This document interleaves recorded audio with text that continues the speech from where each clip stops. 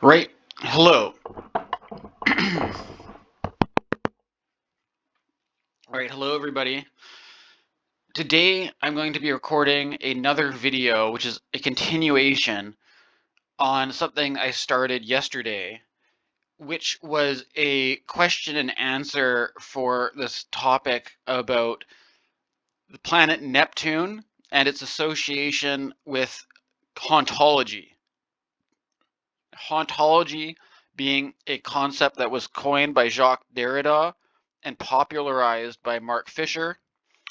And I have to admit that at the time of recording that video, I had been I hadn't read Mark Fisher or listened to Mark Fisher for a while. So although I in the thumbnail of that video, you can see me holding up the book Capitalist Realism.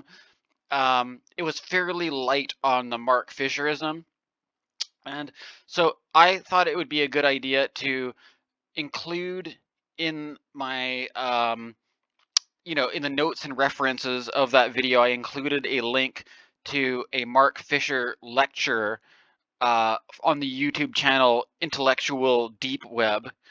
And in that video, Mark Fisher was giving a presentation at the beginning of which he introduced his topic with a track from the Burial LP, and which reminded me the significance of Burial, who, for those who are not aware, Burial is an electronic music artist from the UK whose style loosely fits into the kind of dubstep, but not exactly dubstep. It's kind of doing his own thing, but kind of loosely in that scene. And the Mark Fisher was using that album, the Burial LP, as an example of hauntology in music. And so basically, I thought I would start this video off with, if you can see, it's the date of the 15th of May, 2006. I'm using Vancouver, BC as a location just because this is where I'm doing my video from. You don't need to pay attention to the location. And this isn't like, being used as I don't know what you'd put as the rising sign, so you don't have to fuss about that. The important thing to pay attention to is that Mark Fisher is using Burial's LP as an example of hauntology in music, talking about the certain kind of style of using using elements of dance music, such as jungle, garage, drum and bass, two-step, that kind of stuff, but having this sort of quality of being like this kind of ghostly after image, or this kind of like shadow of something lingering that used to be there but isn't there anymore. And even the name Burial suggests like a graveyard, a haunted location where there's a spiritual force that's lingering, that of something which used to be present but no longer is, right? Now, I thought this was a necessary video to make because in the question that I was responding to was basically it was kind of a loaded question because it contained within it its own presuppositions. And I didn't necessarily agree with all the presuppositions in the question, but I thought it was a good question nonetheless. One of the presuppositions was, the question was basically, when Neptune ingresses into Aries from Pisces, will that mark a paradigm shift where hauntology is no longer the dominant paradigm? And first of all, I mean, you can see my video I recorded yesterday, but my first issue was, well, what's a paradigm? Is hauntology a paradigm, or is hauntology something that you can understand across different paradigms, right? In this case, you could talk about hauntology and the Burial album being something to do with music culture, pop culture, underground culture, or you could talk about history, you talk about political forces, etc. And each of these hauntology is basically, I'm arguing hauntology is not a paradigm, but rather it's an haunted ontology that spans across multiple paradigms. So that framing of the question kind of sets it up to be wrong in the first place. The other part of the problem with that question is making this assumption that there's something inherently hauntological about Neptune in Pisces as opposed to Neptune in other signs. And so just to get right down into the issue of this and unpack it, continue to unpack it, the main issue is that if hauntology obviously doesn't have that much to do with Pisces, because the Burial album came out when Neptune was at 19 degrees Aquarius.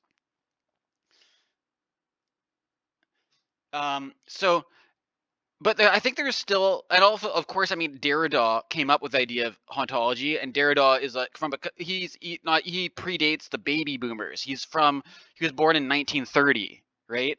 So if the guy who coined the concept is older than the baby boomers, this whole issue of hauntology is not something that we can just, but I think there's something about Pisces, though, that I do think is significant. So I'll just sort of like run you through. My idea for this video is to run you through the hauntological Neptune in respect to the 20th century, and perhaps maybe we'll even go earlier than that. But I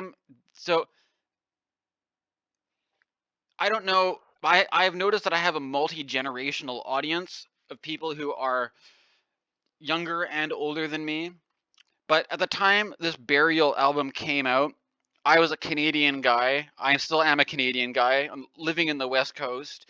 And to be honest, the Burial album did not have as big of an impact on me as it did Mark Fisher, or I suppose maybe people who were living in the UK. But, I was the kind of guy who would go out to record stores and go out to music events and things like that. And I remember being in a record store and looking in their electronic music session, and they'd have like headphones on the wall and having this introduction to be like the new sound coming from the UK, dubstep, and unfortunately, dubstep has become one of these things that's become a little bit cringe, and I don't want to waste too much time defending this whole thing about respectable dubstep versus it got ruined by Skrillex and stuff like that. But this was basically part of the this is an important part of the conversation, because one of the issue here is basically, I mentioned in my last video this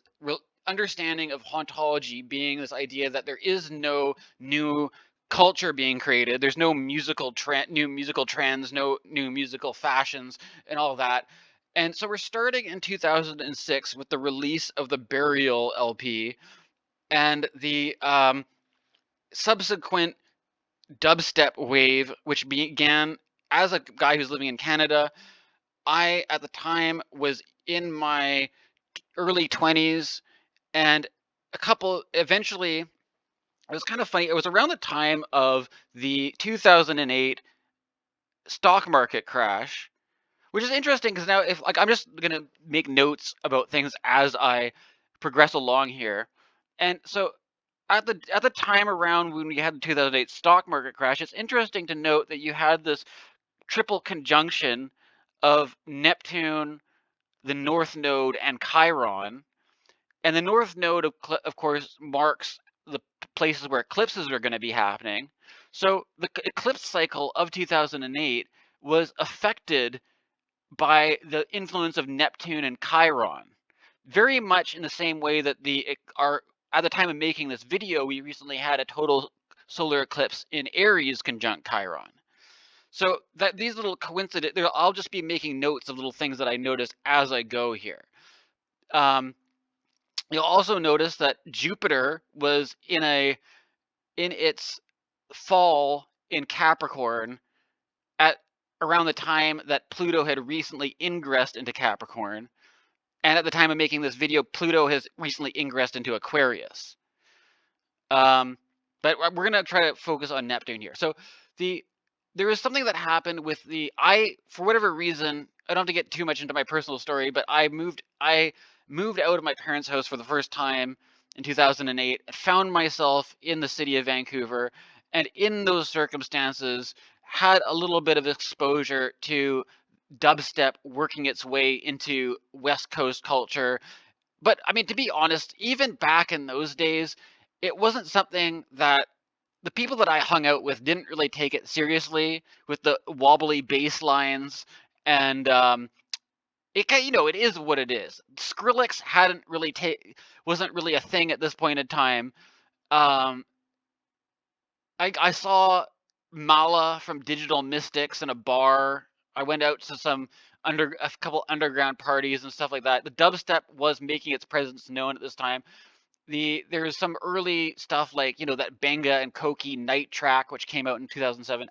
But this is the whole point of the issue of whether or not culture. Yeah, like what I'm saying is I used an example of this guy who made a kind of like, it was a kind of a comedic video where he was kind of joking about the situation that nothing has changed since 1999. But the only musical cultural references this guy was using was like Coldplay and like 2000s commercial emo music. And despite the fact that this guy was from the UK, it's pretty safe to say. I don't know. I didn't get the impression that this guy was going to too many like UK warehouse dubstep parties or anything like that. Um, but the thing is that I would argue that when Mark Fisher was talking about, looking at this burial as being like the shadows of the rave scene of the 90s, where there used to be some kind of vitality, I would argue that even though dubstep was heavily indebted to things like jungle, garage, drum and bass, it was its own new thing. And even if people didn't take it completely seriously, or there, you know, there was it was a novel trend. It was a novel style. I mean, you can put it down as much as you want, but there was something going. I mean, maybe it was a bit hauntological in the way that it had a kind of a retrospective view of the 90s rave scene, but there were a lot of young kids who were coming up and just making beats and Fruity Loops and stuff like that, right? Like it was a kind of a new generation having their moment to create their own culture and do their own thing. And I was just experiencing it as some white West Coast guy going to a few parties at the time. And so as we keep going here, um, now you see it 2009, you see it Jupiter moves in, Jupiter joins up with Neptune and Chiron, and there's like this triple conjunction of Jupiter, Neptune, and Chiron. 2010, 2010, there was a Jupiter-Uranus conjunction in Pisces, and Neptune you can see is at the 28th degree of Aquarius. And this is what I was saying about in my other video. I made a mistake because in my mind I was mentally organizing this point around 2011, but this whole topic about whether or not Pisces had anything to do with being more hauntological, and I presented this idea that around the time of this time, there's a pivotal change in the culture because there is a landmark case which basically granted corporations the same right to legal personhood as people, and also Instagram was started, where basically people and corporations became mixed up in the way that they were sharing the same medium, where you were looking at your friends and looking at corporate brands, and everybody was basically being brainwashed into thinking that either corporations are people or that you are a corporation, and this is basically this kind of corporate identity culture and corporate brand, what's your personal brand has become um, the dominant, well, I want to say the dominant paradigm, but it's something that emerged at this time. And basically, what I find interesting is we keep going to 2011. 2011, as you remember, was the time that they had Occupy Wall Street.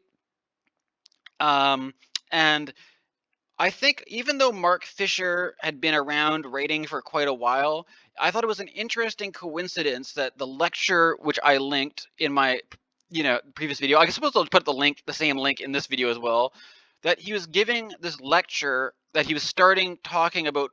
He plays a track from the Burial LP from 2006, and he's giving this lecture about capitalist realism and hauntology, and he's doing so in the year 2011. And so there's something about the 2008 stock market crash and what followed that, and then the events of 2011, that I think perhaps drove Mark Fisher into a state of uh, people paying more attention to him, maybe, or being somewhat relevant and trying to figure out what was going on with the stock market crash and Occupy Wall Street, those kind of things. Um, so there is, I think, some there.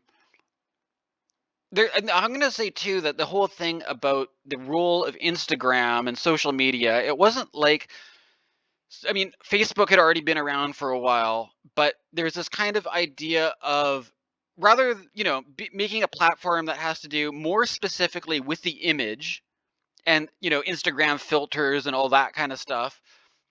And, leading up to this, I, was friends with a bunch of art school kids, and there was a sort of trend at the time of like art school girls collecting these kind of like wacky old cameras that were, like having weird what's it called, chromachrome prints, or there's all these kind of like quirky old fashioned cameras that like were kind of trendy because they're kind of like these like weird impractical relics of a forgotten time. And basically Instagram had this sort of thing where like, well, you can just turn that into filters on your phone and create this thing where instead of using photography labs, or we can just or it's basically accelerating this whole process of taking pictures of things and applying some kind of like hipster aesthetic and sharing with your friends and creating a kind of like, they talk about a capitalist acceleration feedback loop where you're sharing images back and forth at an increasingly accelerated fast rate, right? And I think there's something about this that goes very much maybe with the Jupiter and Uranus conjunction that was happening around this time, as well as this introduction of a new kind of digital media age, right? Um, and the certain things about Pisces having to do with collectivity, like the school of fish, and that people kind of losing their individuality to, the way that a school of fish doesn't have a, you know, I mean, you can have sharks in the ocean, of course, but you can have a whole bunch of little fish that just don't really think and they just dart around in one direction or another based on the way that all the other fish are moving, and having a kind of like mass media apparatus to control these movements, such as Instagram, right? Um, so that is kind of like my understanding of the role of Neptune and Pisces. Um, I also was taking courses with this guy, J.F. Martel, and he coined his own version of this, calling it the Society of the Spectral, right? And one of the things that one of his ideas in response to with this is that the if you look at the Tibetan Book of the Dead, one of the things they talk about in terms of the soul after death is this: the soul is kind of like sees these sort of glowing lights, right? These like shiny, attractive lights, and it's sort of like you have to guide the soul to the pure land of the Buddha rather than getting caught up in these different lights that are luring you into different kind of forms of worldly attachment and reincarnation and stuff like that, right? That's kind of like I know this is my crash course in Tibetan Buddhism. I don't claim any expertise, but the that basic idea of social media being like constant notifications, constant little sounds going off, constant little lights is basically sort of like hypnotizing us into this fascination with these kind of glowing lights that give us these like dopamine rewards, and basically training our whole nervous system to be attuned to these subtle changes in basically a world of ghosts, where before you actually had an in-person community, you'd actually talk to people, but now you're basically reacting to a world of strangers who you're not sure if you're their friends or not, but nonetheless you are hooked into their opinions and their judgments of you, and your nervous system is reacting to a whole world of electrical signals corresponding to things that aren't present really in any way at all. And what's fascinating as well is that Marshall McLuhan was given a raise of interest around this time. Around this time I tried to go see Douglas Copeland give a talk on Marshall McLuhan, but the lineup was all the way.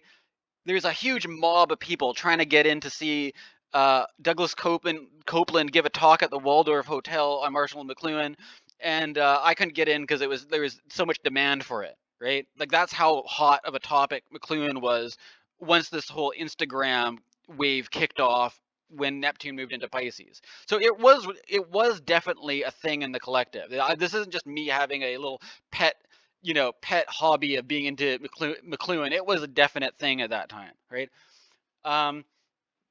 And this is what if you read McLuhan was explicitly talking about the media as an extension of the human nervous system, and here you saw that actualized to its full potential of the annihilation of any kind of real in-person human community, and then the population of our life with a land of specters and ghosts, and the real and hauntology in its most explicitly fucked up and bizarre incarnation, realized thanks to Instagram and social media, amongst other things, of course. But that's primarily how I understand it.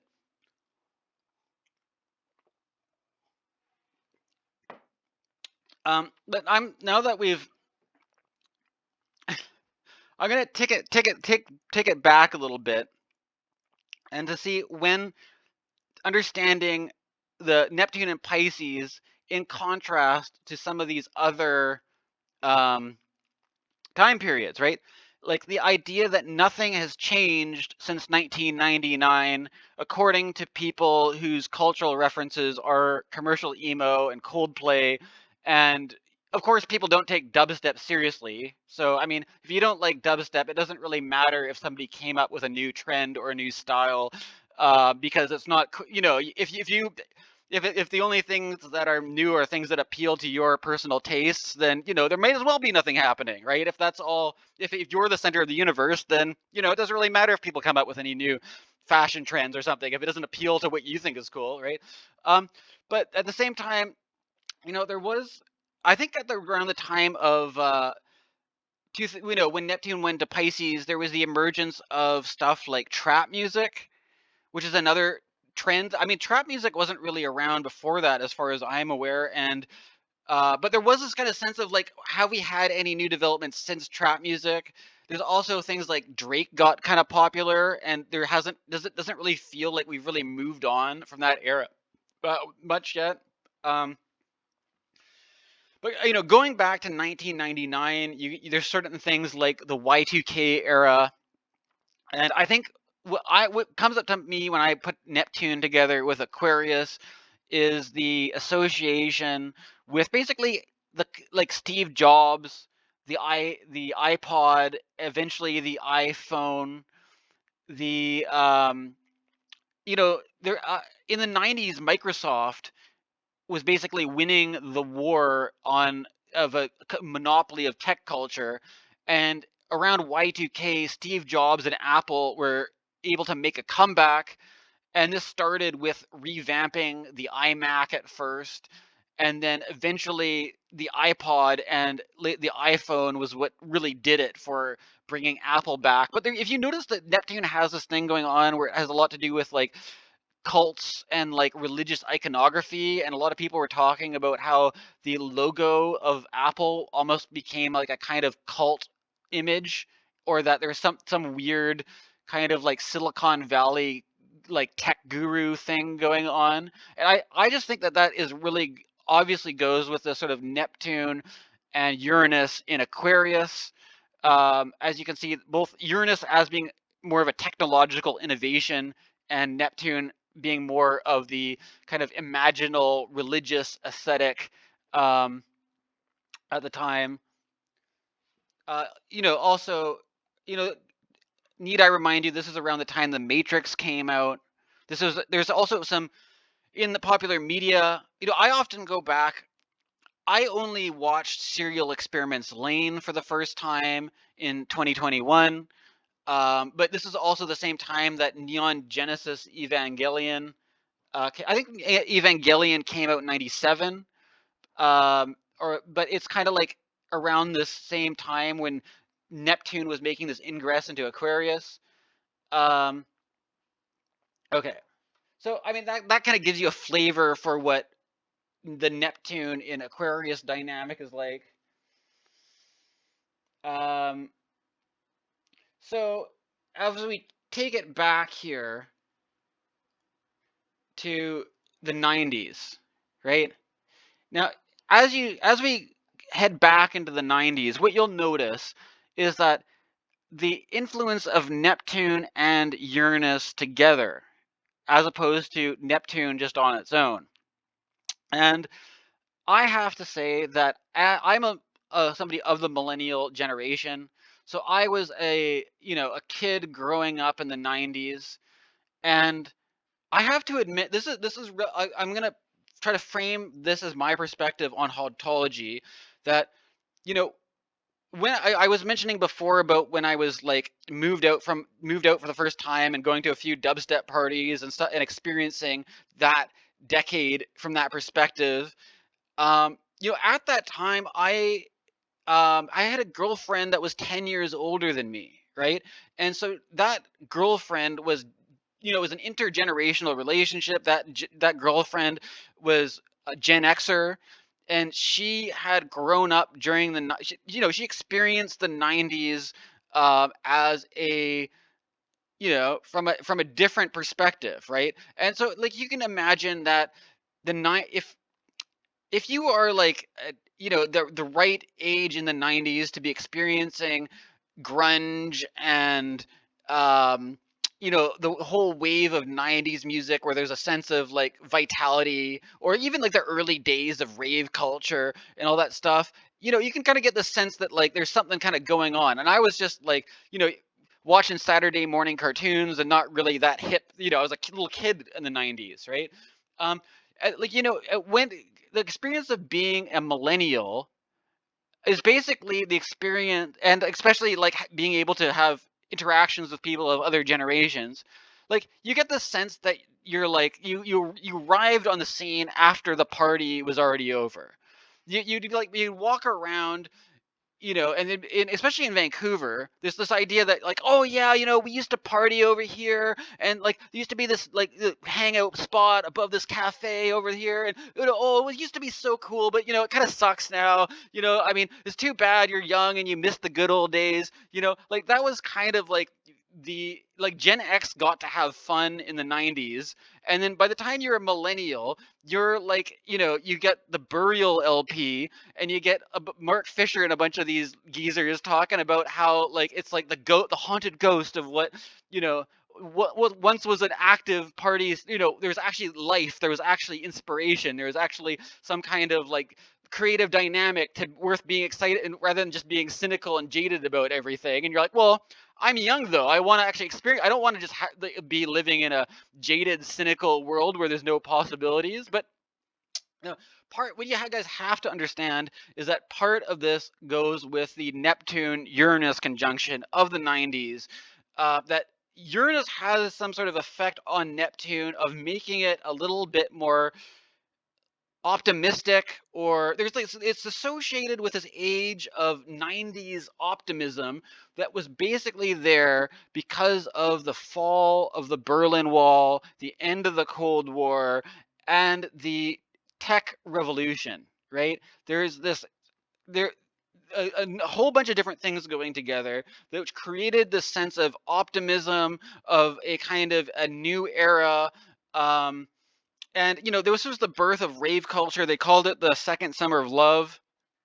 The And one of the issues about being a millennial and trying to go out to parties or you'll hang out with there might be a bunch of Gen Xers at the party that are more like, have a history of being involved in the scene or something like that. But it's like there's a sense that you're like always chasing somebody else's nostalgia trip, right? That there's people that are nostalgic for something that you were only in diapers when it was going on, and that what you're experiencing is just a pale after image of the vital source of something that was happening. And the thing is, though, that to be perfectly honest, that a lot of this has to do with the privilege of being in a Western society. That if you were in the Soviet Union when this happened, the fall of communism and the introduction of capitalism into Russia, it actually kind of sucked. There's an Adam Curtis documentary called Trauma Zone, which is basically just a bunch of news footage from around this time. But it actually really, like, for some people in different parts of the world, the 90s weren't actually that fun, right? There was also, need I remind you of like the wars of like, you know, Bosnia, Kosovo, all that kind of stuff. I don't need to get I'm not going to be able to do a complete historical rundown of all the different things that are happening, but you have to take into consideration that if you were able to have a good time at any point in time in history, you are kind of privileged, and there could just as well be other people who are going through living hell. So don't take anything for granted, right? But nonetheless, it was an era of optimism because the era of Cold War paranoia was over, and people had a chance to party a bit and do some creative stuff, right?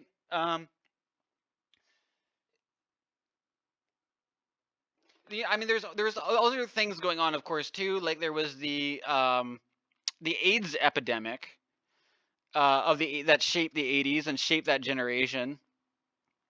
But I mean, I don't know if we're getting to that now.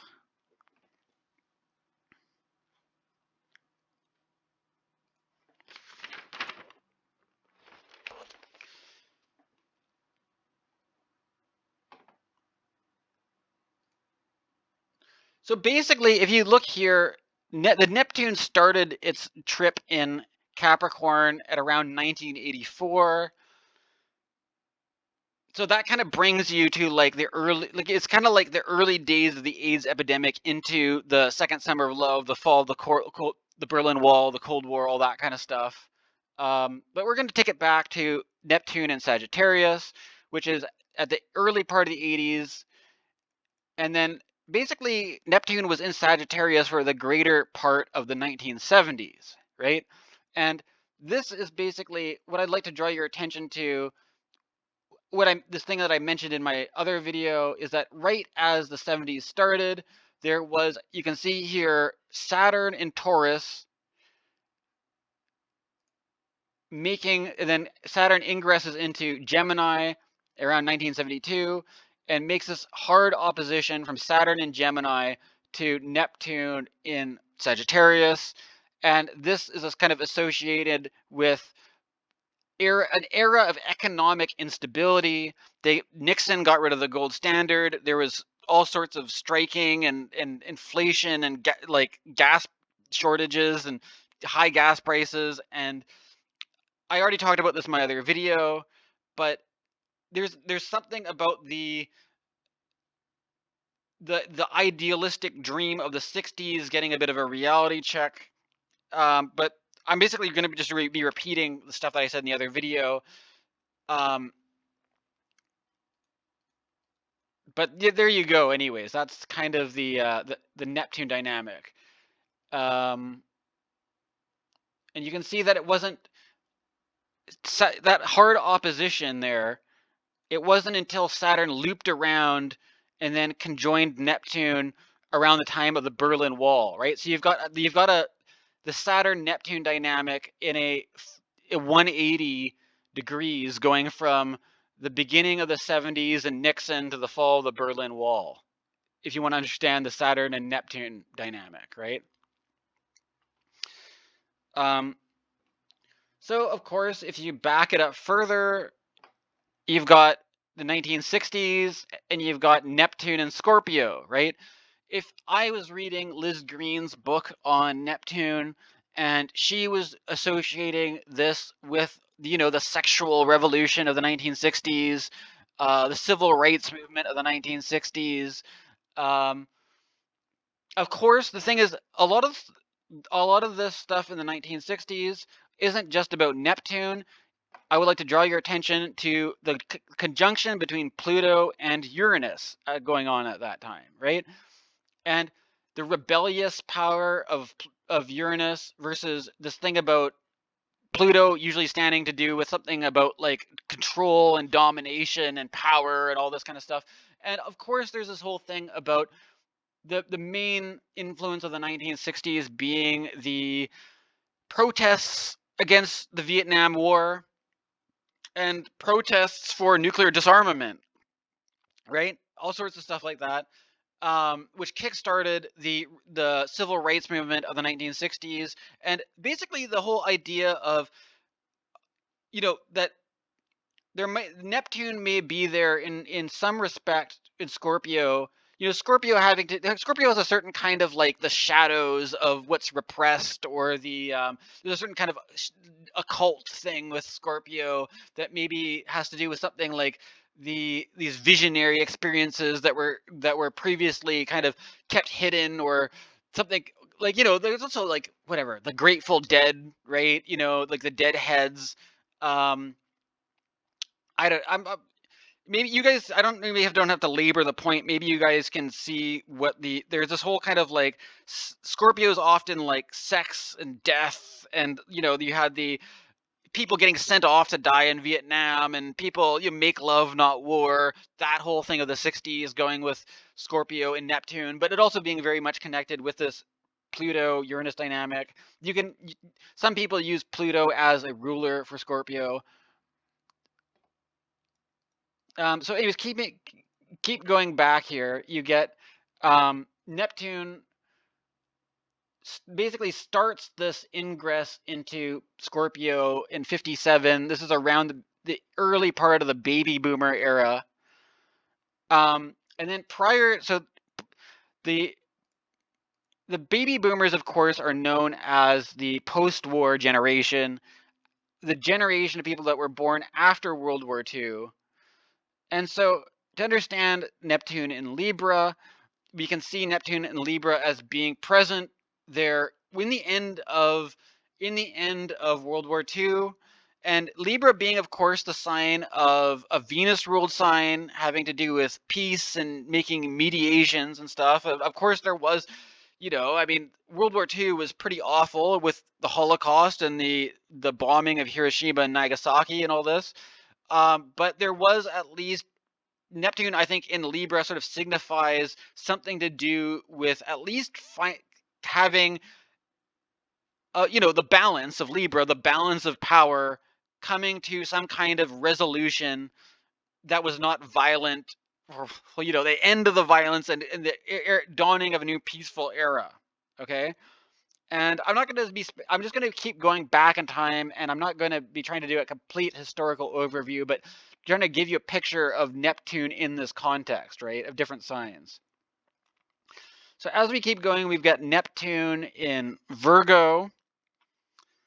And, of course, when you look at this more of like the beginning of the World War II era and the 1930s, which had a depression.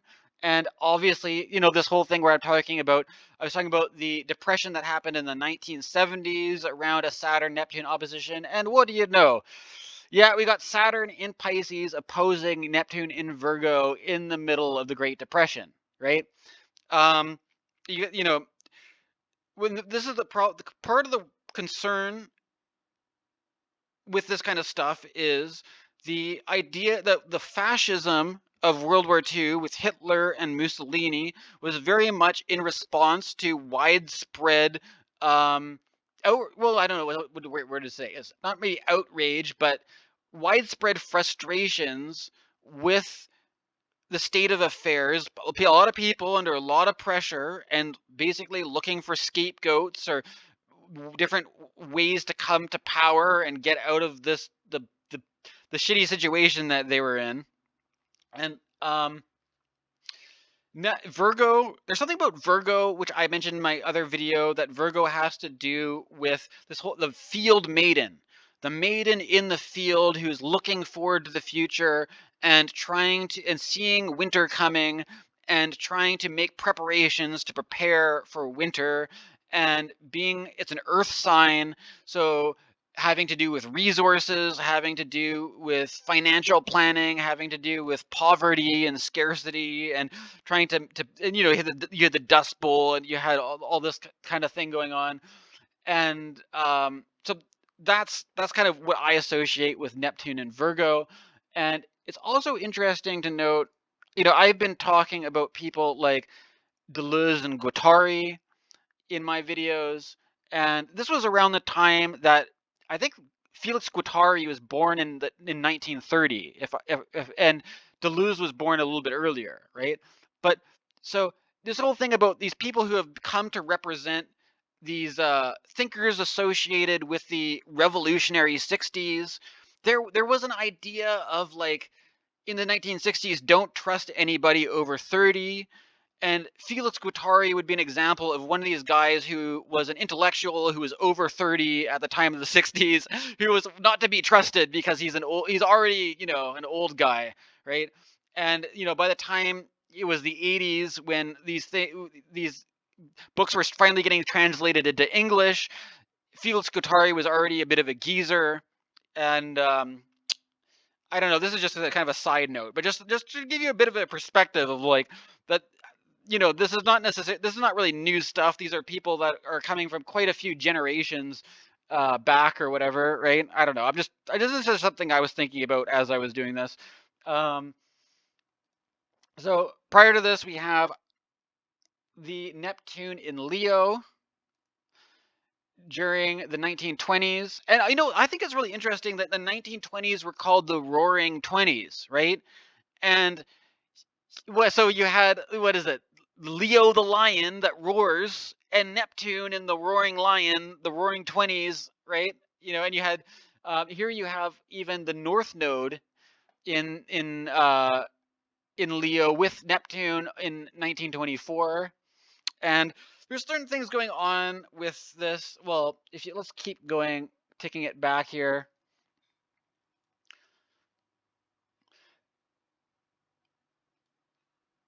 If you keep taking it back, when around the time that Neptune entered into, you have 1916, it was around the time Neptune entered into Leo.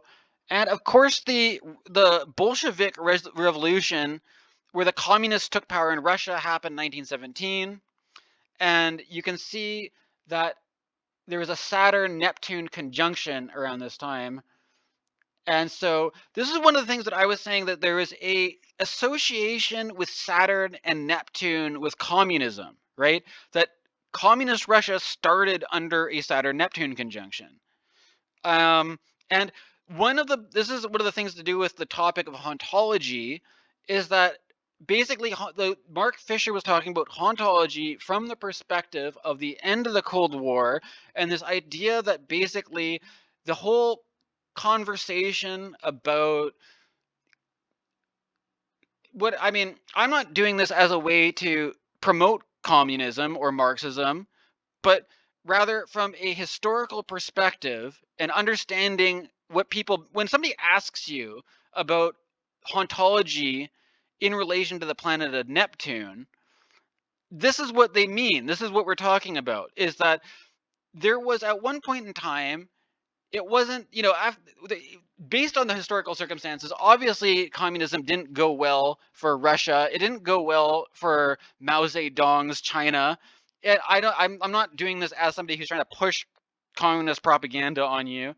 But there was this thing, though, that once the Cold War ended, it was basically resolved that capitalism had won as the dominating structure to organize society, and communism was dead and buried, and that you just can't talk about communism anymore. You can't talk about Marxism, or you piss everybody off, basically, right? Everybody gets really upset if you start talking about communism and Marxism, and I have to admit that I was raised by a left-wing family, but they're not communists or Marxists by any stretch of the imagination. They're pretty much safely liberal, social democrat kind of polite leftists who aren't crazy Bolshevik revolutionaries. Um, but where am I going with this? The idea is that if you there's this kind of thing of like an Overton window of what things are okay to bring up in conversation, and which like if communism and Marxism is just completely way too extreme to talk about, and it's dead and buried. It's like a ghost that is like try as you might to not talk about it or not think about it or not allow it into the conversation.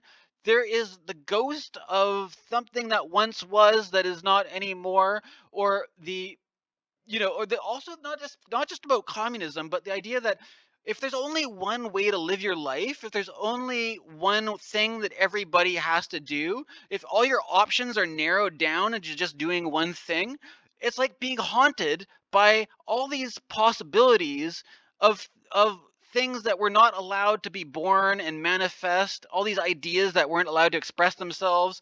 And that is part of the meaning of hauntology. That is what the part of the meaning of understanding this question of Neptune in relation to hauntology, right? Now the question, now I brought it all the way back to the beginning of communist Russia, and I would like to remind you that what we're talking about here is what's going to happen when Neptune goes into Aries, and we haven't even done a whole Neptune cycle. You have the rise and fall of communism, the declaration that capitalism has won, the Marxist communism is now a dead ghost in the graveyard, and we haven't even gone through a whole Neptune cycle. Like that's we're talking about history and the popular psyche and the archetypal force of Neptune as being something that's bigger and basically more power. If you can't even imagine communism, if you can't even imagine Marxism or another way of organizing society, and you're talking about the archetypal force of Neptune's these archetypal forces are so much bigger than this that you can't possibly even fathom what these things represent if you can't fathom the rise and fall of different political ideologies, right? Or that your reality is constrained to just being this one thing and you can't imagine or visualize or prophesize even different ways of doing things, right?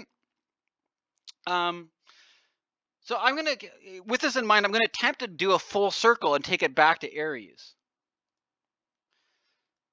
So I mean, before Neptune and Leo, we had Neptune in Cancer, and in Neptune in Cancer, I have to admit I had to do a little bit of research because I was kind of drawing. I'm not really that much of a historian. I'm this is what it is, folks. I'm a kind of an armchair philosopher, astrologer kind of guy doing this casually. But there's a lot of things that happened around this Neptune in Cancer, such as technologies we take for granted, such as, for one thing, the invention of the first planes, right? Isn't it crazy that air travel has come to define so much of our modern way of life, but it's only been around for not that much longer than 100 years, But can we even imagine what it was like before we had airplanes, or this era when people actually flew zeppelins around, right? And this is also around the time when technologies such as FM radio first were getting popular, and the photographic image. The photographic image started to become commercially available as a medium for the average person. And this would eventually lead into the invention of film. I mean, I'm making a YouTube video, and can you imagine what it's like when we didn't even have radio? We didn't even have like accessible photography, right? So there's a certain technology, and you can also see basically at this time. I'm talking more about technology here, but I think Neptune has to do with the creative imagination that goes with some of these formats. But you had the planet Uranus in Capricorn making this hard opposition to Neptune at the time that there was all these technological breakthroughs, right? And then you saw the conjunction of Neptune and Uranus in the 90s during the age of the digital revolution, after the fall of around the time of the fall of the Berlin Wall, the rise of this is the whole thing about rave culture, was kind of like, it wasn't just about what was going on presently, but it was seeing the acceleration of technological advancement and the dawn of the internet, and people getting excited of what was coming over the horizon, right? And we're talking about Mark Fisher here. We're talking about Mark Fisher was part of the CCRU. What is it? The Cybernetic Research Unit or whatever. And this was basically, they were riding this wave of people being really jacked up and excited about this new era where the Cold War is over, technology is on the rise, capitalism is apparently won and solved the problem once and for all, and now we've got nothing but capitalism, and we've nothing but a utopian tech culture exploding, basically. But obviously there's something, didn't really turn out to be as utopian as we were imagining it in the 90s, right? But if you take it all the way back to the early 1900s, you had this initial technological explosion with all these different forms of media, such as, and he's also, I even mentioned the automobile, right? The car, this thing that's having so much effect on people being upset about paying high prices for oil and gas. And this was, before this we didn't have planes, we didn't have cars. This oil and gas thing wasn't even so much of a problem, right? So it just gives, and this is even a whole Neptune cycle. We're at 3/4 here. We're at 75% of a Neptune cycle. So let's keep going backwards. Let's see what happens if you keep ticking it back, right? So Neptune, before Cancer, Neptune was in Gemini. And so here you have the dawn of the 20th century. And prior to the dawn of the 20th century, you had Neptune conjunct Pluto in Gemini. Now, the thing is, I have to admit, as I was trying to make some notes, I had to look up some stuff because I was kind of drawing a blank about what happened in this chunk of time that Neptune was in Gemini. And I'll just, one of the things that I found interesting was there's a lot of stuff about coal mining strikes and stuff like that. There was actually a depression in the 1890s called the Panic of 1893, right? And I've pointed out this dynamic between Saturn and Neptune having to do with times of economic depression, but here it was Neptune conjunct Pluto being associated with a economic depression, and Saturn here is in Libra in a trine, right? So there was this, I don't know. I won't go into too much detail here, but there was a lot of this idea that capitalism is the best way to do things. That we can see that. Most people think about the 1930s as the Great Depression, but here, even in the 1890s, we were having all sorts of economic problems. And it's actually, the whole thing about capitalism is that it seems to have this boom and bust cycle built into it, so that it's like, it's not really some anomaly that we have these depressions or that we have economic catastrophes. This is just part of how it goes, right? If you keep looking back into the history of capitalism, you notice that these things seem to happen fairly regularly, right? And there's also things that happened around this time which had to do, there's something called Wounded Knee that was like a massacre of indigenous people in America. There was something about the segregation where slavery had been abolished, but there was some kind of kickback where in America, they weren't going to have slaves anymore, but you were still going to have a highly segregated society. and this area was associated with the Jim Crow movement. This is just when you're looking up what this period of time is associated with. This is the stuff that tends to come up, right? If you guys have any other input on what things that happened during this time, you can leave me a comment or something, right? But I'm doing it. I'm not doing whatever. Here, I'm just trying to get through this, and if there's, I'm not claiming to be the most historically comprehensive, but just give a general overview of what I notice. And so, if you keep taking it back, we've got in Neptune in Taurus, right? And the ingress of Neptune into Gemini. Now, I have to admit,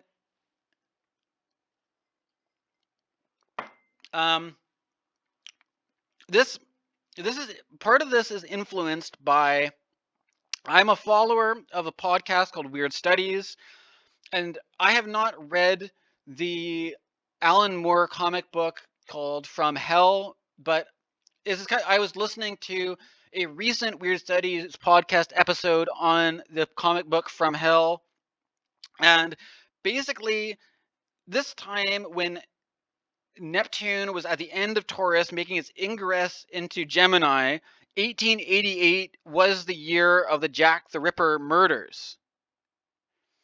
And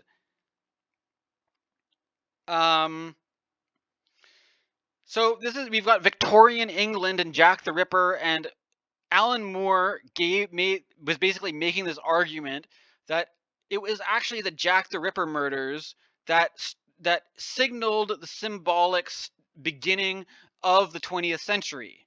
That this was a kind of that the Jack the Ripper was actually doing occult working to create some kind of mass spell that would basically create the karma that would play out for the rest of the 20th century, right? And this is there's also a number of things that are associated with this period of time that have shaped the 20th century. Basically, if you think about our modern era in terms of the secular society, an age of scientific rationalism and a kind of disenchantment where people didn't believe in the superstitious old folk beliefs or in religion had kind of lost its power. A lot of this is associated, Friedrich Nietzsche didn't make this happen all on his own, but he was the one who pronounced that God is dead and we have murdered him in the Gay Science. And this was at the same moment that Friedrich Nietzsche was pronouncing the death of God, Sigmund Freud was beginning his medical career. And there is this thing where together Nietzsche, Freud, and Marx have been associated with this idea of being the masters of suspicion and heralding in this kind of new era of kind of a cynical, suspicious, analytic kind of take on what that has shaped the civilized psyche of the 20th century. However, of course, Marx was active much more earlier than this, but it's important to put out to say that Nietzsche and Freud, as well as Jack the Ripper, were characterizing this period of the Victorian era that would give birth to modernity. And that's primarily my association here. And you can see a perfect Neptune-Saturn conjunction in the year 1882. And this is the year that Nietzsche published The Gay Science, where he made the remark that God is dead and we have killed him. And Sigmund Freud was beginning his medical career to establish the Freudian psychoanalysis. However, Freud didn't rise into popularity until a bit later. But this is the roots of Freudianism and his practice getting going at this time, right? And now finally we'll go to the what it's like to have Neptune in Aries. And again, I mean, I'm just looking stuff up on the internet. I'm not much of a historian, but this was basically associated with the era of Abraham Lincoln, the succession of the Confederate States, and the abolition of slavery. So slavery was abolished. Abraham Lincoln was the president. And as you can see here, there was a opposition of Saturn and Neptune. Saturn exalted in Libra, Neptune in Aries. So I mean, that itself is kind of interesting because we're going to have a Saturn-Neptune conjunction in Aries, which is similar to the same archetypal dynamic as the opposition of Saturn and Neptune that was taking place during these Abe Lincoln years, the slavery abolition years, the succession of the Confederation. And I mean, there's other things going on. There's a Franco-Prussian War happening around the same time. And so if you want to have an idea of what to expect when Neptune ingresses into Aries, what it means for Neptune to be in these different signs, this is me walking you through Neptune in all 12 signs of the Zodiac, spanning more than a whole century. All right, thank you very much for watching. That'll be all from me today, and I hope you enjoy this video. Thanks for all your support. Please like and subscribe and share your thoughts in the comments. Thank you very much.